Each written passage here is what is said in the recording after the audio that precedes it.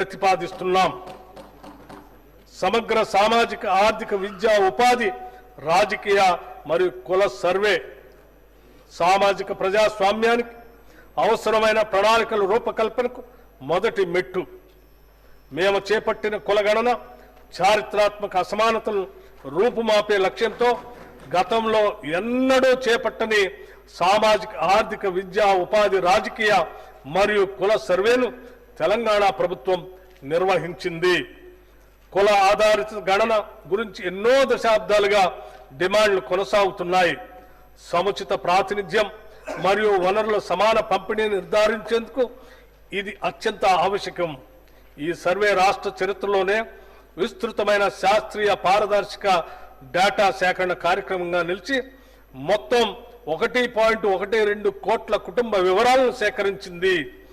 ఈ సర్వేలో కులం, భూ సంపద, విద్యా స్థాయి, ఉపాధి స్థాయి, రాజకీయ ప్రాతినిధ్యం మరియు ప్రభుత్వ సంక్షేమ పథకాల లబ్ధి వంటి అనేక ప్రధాన అంశాలను సమగ్రంగా సేకరించాం. 96% కవరేజ్తో ఈ సర్వే అత్యంత విజయవంతమైన సామాజిక ఆర్థిక డేటా సేకరణగా దేశంలోనే నిలిచింది. ప్రభుత్వ సంక్షేమ పథకాలు అర్హులైన లబ్ధిదారులకు చేరేందుకు సమర్థవంతమైన పాలనకు ఈ సర్వే కీలక డేటాను అందించింది. రానున్న పంచాయతీ ఎలక్షన్లలో వెనుకబడిన తరగతుల వారికి వారి జనాభాకి అనుగుణంగా రిజర్వేషన్లు అందించడానికి అవకాశం ఏర్పడింది. ఈ డేటా భవిష్యత్తులో సంక్షేమ పథకాలు, రిజర్వేషన్లు మరియు సమగ్ర ఆర్థిక అభివృద్ధి విధానాల రూపకల్పనకు ఆధారంగా మారనుంది. సంక్షేమ పథకాలలో బీసీలకు ఇతర శాఖల నుండి కూడా కేటాయింపులు చేసి మరియు ఖర్చు చేయడం జరుగుతుంది. పశుసంవర్ధక శాఖ ద్వారా చేపల పెంపకానికి, పరిశ్రమల శాఖ ద్వారా చేనేత కార్మికులకు చీరల పంపిణీ కోసం, వ్యవసాయ శాఖ ద్వారా రైతు భరోసా మరియు రుణమాఫీ పథకాల కింద వేల కోట్ల రూపాయలు వీరి కోసం ఖర్చు చేయటం జరుగుతుంది. వెనుకబడిన తరగతుల సంక్షేమ శాఖకు ఈ బడ్జెట్లో 11,405 కోట్ల రూపాయలు ప్రతిపాదిస్తున్నాం.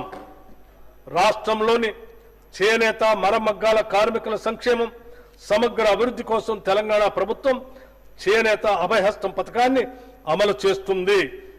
ఈ పథకం ద్వారా తెలంగాణ నేతన్న పొదుపు నిధి, తెలంగాణ నేతన్న భద్రత, నేతన్న బీమా, తెలంగాణ నేతన్నకు భరోసాలను అమలు చేస్తున్నాం. 2018 నుండి 2022 వరకు మరమగ్గ కార్మికులకు బకాయి పడ్డ 10% నూలు సబ్సిడీ కింద 37,49,00,000 రూపాయలను ఈ సంవత్సరంలో విడుదల చేశాం. చేనేత కార్మికుల కోసం రాజన్న సిరిసిల్ల, వేములవాడలో 50 కోట్ల రూపాయల కార్పస్ ఫండ్తో నూలు డిపోని ఏర్పాటు చేశాం.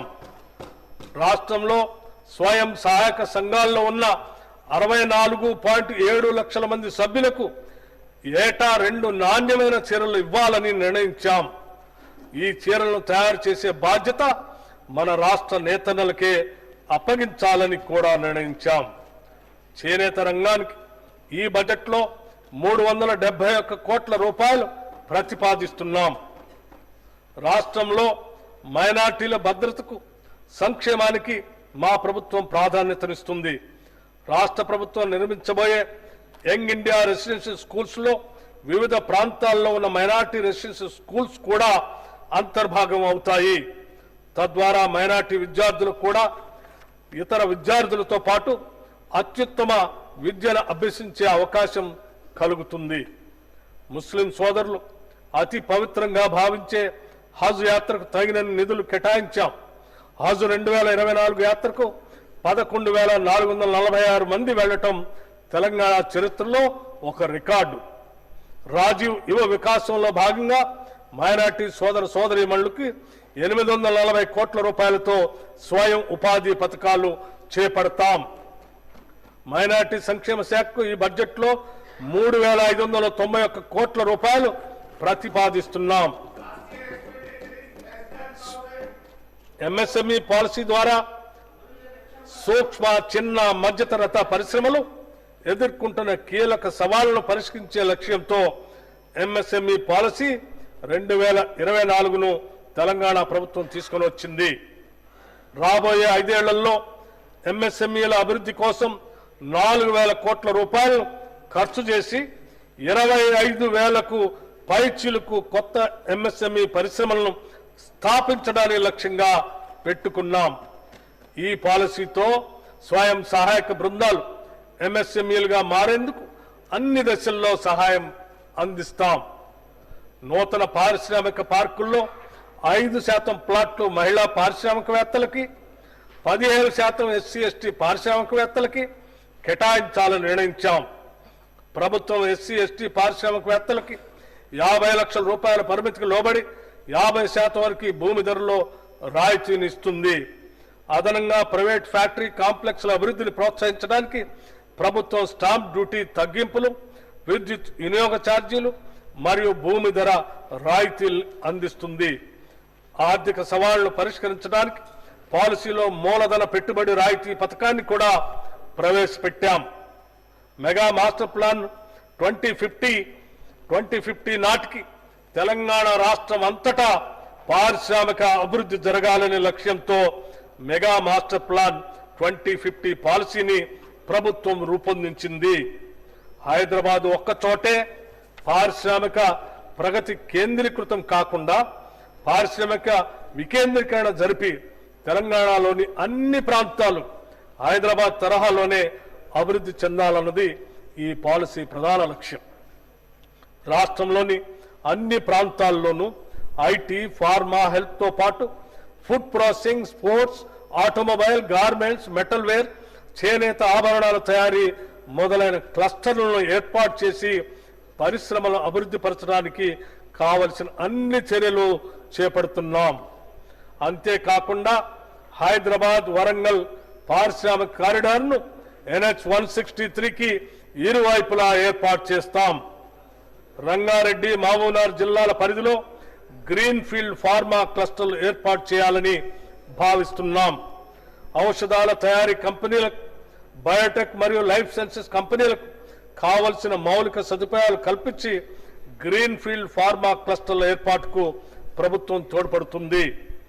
యాంటీబయోటిక్స్, సింథటిక్ డ్రగ్స్, వ్యాక్సిన్లు, న్యూట్రాసూటికల్స్, హెర్బల్ ఔషధ ఉత్పత్తులు, కాస్మెటిక్స్ సంబంధిత ఉత్పత్తులన్నింటికీ ఫార్మాసిటీలో ప్రాధాన్యత ఉంటుంది. తెలంగాణ రాష్ట్రం ఇప్పటికే పెట్టుబడులకు గొప్ప ఆకర్షణ కేంద్రంగా మారింది. వరల్డ్ ఎకనామిక్ ఫోరం ఆధ్వర్యంలో దావోస్లో జనవరి 2025లో జరిగిన వార్షిక సమావేశంలో గౌరవ ముఖ్యమంత్రి శ్రీ రేవంత్ రెడ్డి గారు మరియు మన ఐటీ పరిశ్రమల శాఖ మంత్రులు శ్రీ దుద్దిళ్ల శ్రీధర్ బాబు గారు పాల్గొని ప్రపంచ పారిశ్రామికవేత్తలను కలిసి వారిని మన రాష్ట్రంలో పెట్టుబడులు పెట్టడానికి ఆహ్వానించడం జరిగింది. తత్ఫలితంగా టెక్నాలజీ, గ్రీన్ ఎనర్జీ, డిఫెన్స్ మరియు డేటా ఇన్ఫ్రాస్ట్రక్చర్ వంటి కీలక రంగాల్లో ఉన్న 16 ప్రపంచ అగ్రగామి కంపెనీలతో సుమారు 1,78,000 కోట్ల రూపాయల పెట్టుబడుల ఒప్పందాలను రాష్ట్ర ప్రభుత్వం కుదుర్చుకుంది. గత ఏడాదితో పోలిస్తే ఈ ఏడాది పెట్టుబడుల విలువ 4 రెట్లు ఎక్కువ. అమెరికా, సౌత్ కొరియా మరియు సింగపూర్ దేశాల పర్యటనలో గౌరవ ముఖ్యమంత్రి మరో 14,900 కోట్ల రూపాయల పెట్టుబడుల ఒప్పందాన్ని కుదుర్చుకున్నారు. పరిశ్రమల శాఖకు ఈ బడ్జెట్లో 3,527 కోట్ల రూపాయలు ప్రతిపాదిస్తున్నాము.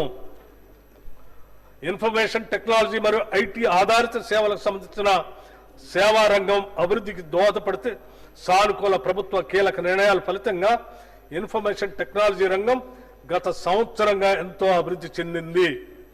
కృత్రిమ మేధ, బ్లాక్ చైన్ వంటి కటింగ్ ఎడ్జ్ టెక్నాలజీలకు ప్రాధాన్యత ఇస్తూ ఆధునిక ప్రక్రియల అభివృద్ధికి ప్రభుత్వం విశేషంగా కృషి చేస్తుంది.